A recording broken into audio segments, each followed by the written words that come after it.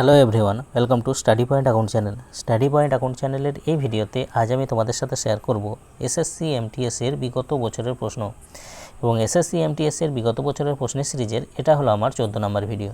তো ভিডিও শুরু করার আগে তোমাদের কাছে রিকোয়েস্ট, ভিডিও ভালো লাগলে অবশ্যই লাইক করে দিয়ে শেয়ার করো এবং চ্যানেলে নতুন হয়ে থাকলে চ্যানেলটিকে সাবস্ক্রাইব করে নিও। তো চলো শুরু করা যাক আজকের প্রথম প্রশ্ন, যে নিচের কোন মহাসাগরটি পূর্বে উত্তর আমেরিকা এবং দক্ষিণ আমেরিকা মহাদেশ দ্বারা বেষ্টিত? নিচের কোন মহাসাগরটি পূর্বে উত্তর আমেরিকা এবং দক্ষিণ আমেরিকা মহাদেশ দ্বারা বেষ্টিত? 8-9-2023 প্রশ্ন। এর সঠিক উত্তর হলো যে প্রশান্ত মহাসাগর, অপশন এ রাইট অ্যান্সার, প্রশান্ত মহাসাগর। প্রশান্ত মহাসাগর হলো বিশ্বের বৃহত্তম ও গভীরতম মহাসাগর। বিশ্বের সবচেয়ে গভীরতম যে খাত সেটা হলো এই মারিয়ানা খাত। তো মারিয়ানা খাত কোন মহাসাগরে অবস্থিত? প্রশান্ত মহাসাগরে অবস্থিত। মারিয়ানা খাতের গভীরতা কত? 11,033 কিমি। এছাড়া আটলান্টিক মহাসাগরের যে গভীরতম খাত সেটা কি? পুয়ের্তো রিকো খাত। পুয়ের্তো রিকো খাত হলো আটলান্টিক মহাসাগরের গভীরতম খাত। ভারত মহাসাগরের যে গভীরতম খাত সেটা হলো জাভা খাত। নেক্সট, পণ্ডিত জানকী প্রসাদ কত্থকের নিচের কোন ঘরানার সাথে যুক্ত ছিলেন? পণ্ডিত জানকী প্রসাদ কত্থকের নিচের কোন ঘরানার সাথে যুক্ত ছিলেন? কত্থকের বেনারস ঘরানার সাথে সম্পর্কিত ছিলেন বা যুক্ত ছিলেন, option A right answer. Next, নিচের কোন রাজার দ্বারা সাঁচি স্তূপের ভিত্তি স্থাপন করা হয়েছিল? নিচের কোন রাজা দ্বারা সাঁচি স্তূপের যে ভিত্তি সেটা স্থাপন করা হয়েছিল? এটা স্থাপন করা হয়েছিল রাজা অশোকের দ্বারা। Ashoka, option C right answer. এবং এই যে সাঁচি স্তূপ হলো বৌদ্ধ ধর্মের সবচেয়ে প্রাচীন স্তূপ হলো সাঁচি স্তূপ, যেটা মধ্যপ্রদেশের রায়সেন জেলায় অবস্থিত। এটা এসেছিল প্রশ্ন, একবার পরীক্ষা এসেছিল যে মধ্যপ্রদেশের কোন জেলায় অবস্থিত সাঁচি স্তূপ? রায়সেন জেলায় অবস্থিত। মধ্যপ্রদেশের রায়সেন জেলায় অবস্থিত সাঁচি স্তূপ। কোন নদীর তীরে অবস্থিত? বেতোয়া নদীর তীরে অবস্থিত। এছাড়া এই যে সাঁচি স্তূপ এটা 1989 সালে ইউনেস্কো দ্বারা ওয়ার্ল্ড হেরিটেজ সাইট হিসাবে চিহ্নিত করা হয়, অর্থাৎ ওয়ার্ল্ড হেরিটেজ সাইটের অন্তর্ভুক্ত হয় কত সালে? 1989 সালে। নেক্সট, ড্রি উৎসব কোন রাজ্যে পালিত হয়? ড্রি উৎসব কোন রাজ্যে পালিত হয়? দেখো, এটা পালিত হয় অরুণাচল প্রদেশ। অরুণাচল প্রদেশে ড্রি উৎসব পালিত হয়। ড্রি উৎসব বা ফেস্টিভ্যাল হলো অরুণাচল প্রদেশের আপ্তানি উপজাতিদের দ্বারা পালিত একটা কৃষি উৎসব এবং এটা প্রতি বছর 5ই জুলাই পালিত হয়। তাহলে ড্রি উৎসব প্রতি বছর 5ই জুলাই পালিত হয়। নিচের কোনটি ভারতীয় সংবিধানের অন্যতম প্রধান বৈশিষ্ট্য? নিচের কোনটি ভারতীয় সংবিধানের অন্যতম প্রধান বৈশিষ্ট্য? দেখো, এখানকার মধ্যে যেটা ভারতীয় সংবিধানের অন্যতম প্রধান বৈশিষ্ট্য সেটা হলো ফেডারেলিজম। ফেডারেলিজম হলো ভারতীয় সংবিধানের অন্যতম প্রধান বৈশিষ্ট্য। নিচের কোনটি পশ্চিম উপকূল বন্দরের উদাহরণ? নিচের কোনটি পশ্চিম উপকূল বন্দরের উদাহরণ? দেখো, তুতিকোরিন, পারাদ্বীপ, বিশাখাপত্তনম এগুলো সবই কিন্তু পূর্ব উপকূলে অবস্থিত এই বন্দরগুলো। যেটা পশ্চিম উপকূলে অবস্থিত সেটা হলো Mumbai, option C right answer. Mahatma গান্ধীর আত্মজীবনীর নাম কি? মহাত্মা গান্ধীর যে আত্মজীবনী, অটোবায়োগ্রাফি, সেটার নাম কি? সেটা হলো the story of my experiments with truth. The story of my experiments with truth, এটা হলো মহাত্মা গান্ধীর অটোবায়োগ্রাফি। তাহলে অপশন বি রাইট অ্যান্সার। এছাড়া এই যে মাই মিউজিক মাই লাইফ, এটা কার autobiography? My music my life হলো রবিশঙ্করের অটোবায়োগ্রাফি। এছাড়া এইরকমই একটা একই রকম my country my life, my country my life, my country my life কার আত্মজীবনী? সেক্ষেত্রে হবে এল কে আডবাণীর যে অটোবায়োগ্রাফি সেটা হলো মাই কান্ট্রি মাই লাইফ, আর মাই মিউজিক মাই লাইফ হলো রবিশঙ্করের। নেক্সট, ভারত সরকারের 3টি স্তর কি কি? ভারত সরকারের যে 3টি স্তর সেগুলো কি কি? দেখো, ভারত সরকারের 3টি স্তর হলো 1 নম্বর কেন্দ্রীয় সরকার, 2 নম্বরে হচ্ছে রাজ্য সরকার এবং স্থানীয় সরকার। এই 3টি হলো 3টি স্তর ভারত সরকারের 3টে স্তর। তাহলে কেন্দ্রীয় সরকার, রাজ্য সরকার এবং স্থানীয় সরকার, local government. Next, small industries development bank of India, small industries development bank of India SIDBI নিম্নের কোনটির দ্বারা নিয়ন্ত্রিত হয়? সিডবি কোনটি দ্বারা নিয়ন্ত্রিত হয়?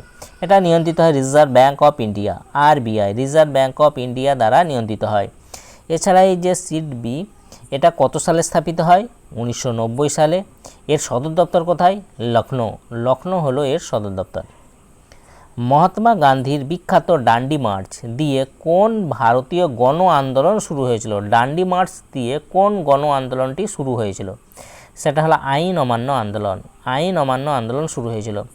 গান্ধীজি আহমেদাবাদের সবরমতী আশ্রম থেকে 78 জন সদস্য বিশিষ্ট একটি দলের সাথে গুজরাট গ্রামের মধ্য দিয়ে 240 মাইল পদযাত্রা করে তিনি ডান্ডিতে উপস্থিত হন। সেটা কত সালে? 12ই মার্চ শুরু করেন, 1930 সালের 12ই মার্চ। তো এই যে কত মাইল পথ তিনি অতিক্রম করেছিলেন, এটা একটা পরীক্ষা এসেছিল যে 240 মাইল পথ অতিক্রম করেন। এবং 1930 সালের 6ই এপ্রিল ডান্ডিতে এক মুঠো লবণ হাতে তুলে নিয়ে লবণ আইন ভঙ্গ করেন। লবণ আইন অমান্য আন্দোলন দিয়ে তিনি আইন অমান্য আন্দোলন শুরু করেছিলেন। নেক্সট, পাট্টাডাকল নৃত্য উৎসব ভারতের কোন রাজ্যের সঙ্গে সম্পর্কিত? পাট্টাডাকল নৃত্য উৎসব ভারতের কোন রাজ্যের সঙ্গে সম্পর্কিত? এটা ভারতের কর্ণাটক রাজ্যের সাথে সম্পর্কিত। Karnataka, option C right answer. An unsuitable boy এটি কার অটোবায়োগ্রাফি? অ্যান আনসুটেবল বয় এটি কার অটোবায়োগ্রাফি? দেখো, অ্যান আনসুটেবল বয় এটা হলো করণ জোহর। করণ জোহরের অটোবায়োগ্রাফি, তাহলে অপশন এ রাইট অ্যান্সার। ঠিক এরকমই একটা যে এ সুটেবল বয়, এ সুটেবল বয়ের টিকে লিখেছেন, এটা লিখেছেন কিন্তু বিক্রম শেঠের বই। এ সুটেবল বয় হলো বিক্রম শেঠের, কিন্তু অ্যান আনসুটেবল বয় এটা হলো করণ জোহরের অটোবায়োগ্রাফি। ভারতের সংবিধানের প্রস্তাবনা অনুসারে ভারত হলো একটি, ভারতের সংবিধানের প্রস্তাবনা অনুসারে ভারত হলো একটি কি? রাজতন্ত্র, অভিজাততন্ত্র, স্বৈরাচারীতন্ত্র আর প্রজাতন্ত্র। ভারতের সংবিধানের প্রস্তাবনা অনুসারে ভারত হলো একটা প্রজাতন্ত্র, অপশন বি রাইট অ্যান্সার। কারণ ভারতের সংবিধানের প্রস্তাবনায় ভারতকে সার্বভৌম, সমাজতান্ত্রিক, ধর্মনিরপেক্ষ, গণতান্ত্রিক, প্রজাতন্ত্র বা সাধারণতন্ত্র হিসাবে অভিহিত করা হয়েছে। এটা ভারতের সংবিধানের প্রস্তাবনাতে এইভাবে অভিহিত করা হয়েছে। নেক্সট, পুরুষদের কাবাডি কোর্টের দৈর্ঘ্য হয় ড্যাশ মিটার? পুরুষদের যে কাবাডি কোর্ট, সেই কাবাডি কোর্টের দৈর্ঘ্য কত মিটার হয়? এটা হয় 13 মিটার। 13 মিটার হয় কাবাডি কোর্টের দৈর্ঘ্য। গুপ্ত বংশের শাসক কুমারগুপ্ত নিচের কোন বিশ্ববিদ্যালয়টি প্রতিষ্ঠা করেছিলেন?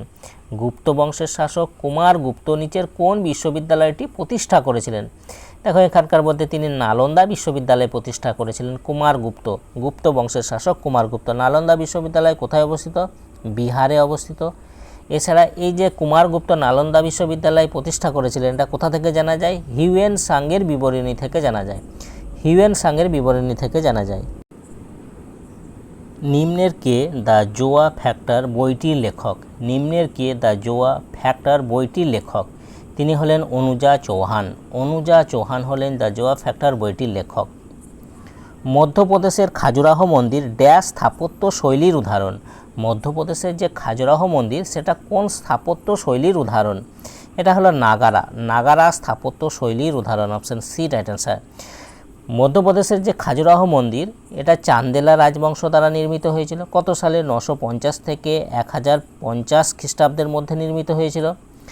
মন্দিরগুলি 1988 সালে ইউনেস্কোর বিশ্ব ঐতিহ্যশালী স্থানের মর্যাদা পেয়েছিল, অর্থাৎ ওয়ার্ল্ড হেরিটেজ সাইটের মর্যাদা পেয়েছিল। মন্দিরগুলি তাদের নাগারা যে শৈলী, নাগারা শৈলীর স্থাপত্য প্রতীক হিসাবে বিখ্যাত। নেক্সট, ভারতে প্রত্যাবর্তনকারী মৌসুমী বায়ুর প্রভাবে বর্ষা হয় কোন মাসে? ভারতে প্রত্যাবর্তনকারী যে মৌসুমী বায়ু, সেই মৌসুমী বায়ুর প্রভাবে বর্ষা হয়, সেটা বলছে কোন মাসে হয়?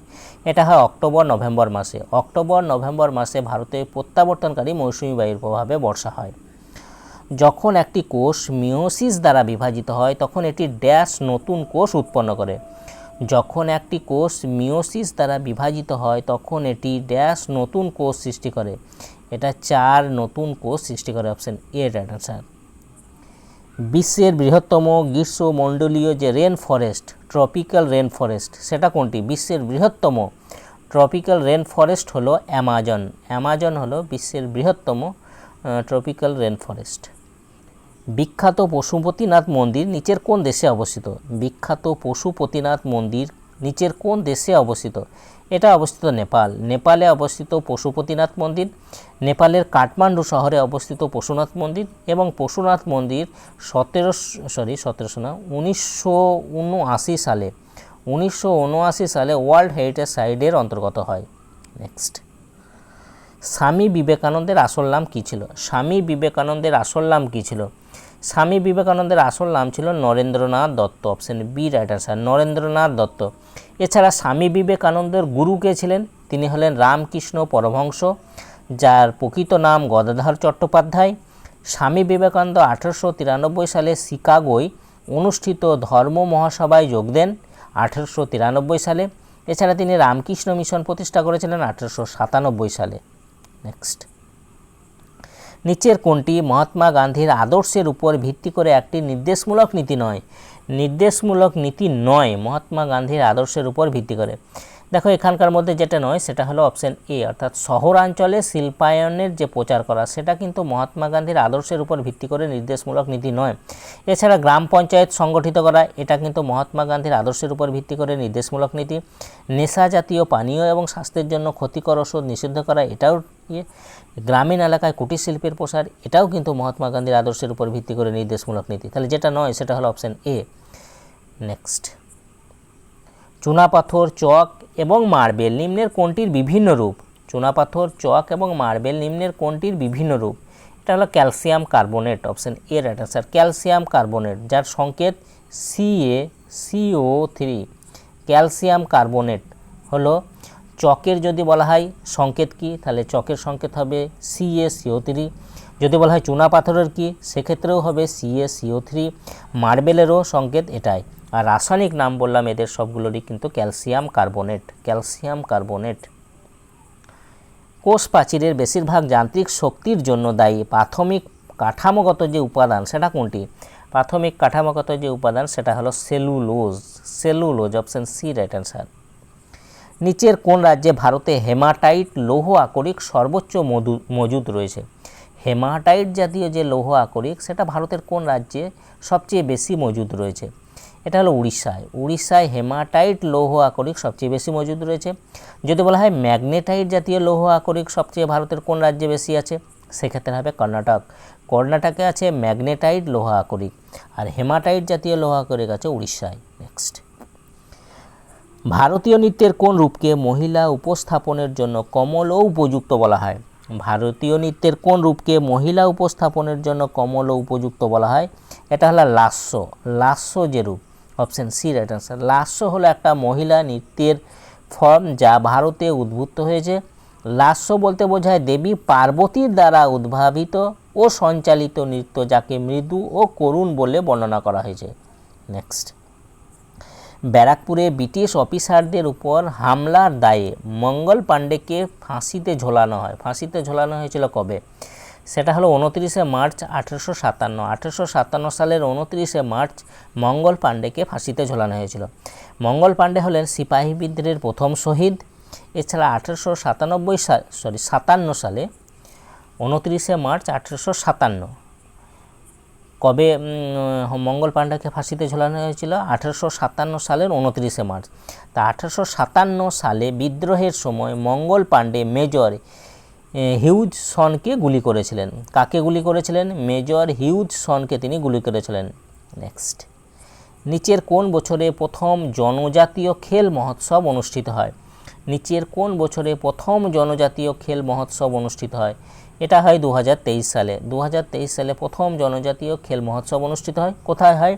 উড়িষ্যার ভুবনেশ্বরে আয়োজিত হয়। নেক্সট, প্রথম পুলকেশী দক্ষিণ ভারতের কোন রাজবংশের প্রতিষ্ঠাতা ছিলেন? প্রথম পুলকেশী দক্ষিণ ভারতের যে রাজবংশের প্রতিষ্ঠাতা ছিলেন সেটা হলো চালুক্য। চালুক্য রাজবংশের প্রতিষ্ঠাতা ছিলেন। বাতাবির চালুক্য বংশের প্রতিষ্ঠাতা ছিলেন প্রথম পুলকেশী। বাতাবির চালুক্য বংশের রাজধানী ছিল বাতাবি, যার বর্তমানে যেটা কর্ণাটকের বিজাপুর জেলার বাদামি নগর। কর্ণাটকের বিজাপুর জেলার বাদামি নগর। তো এই ছিল এসএসসি এমটিএস এর বিগত বছরের কিছু প্রশ্ন। যদি তোমাদের ভিডিওটা ভালো লাগে অবশ্যই লাইক করে দিও, শেয়ার করে দিও এবং চ্যানেলে নতুন থাকলে চ্যানেলটিকে সাবস্ক্রাইব করে নিও। তা আজ পর্যন্ত, ওকে বাই।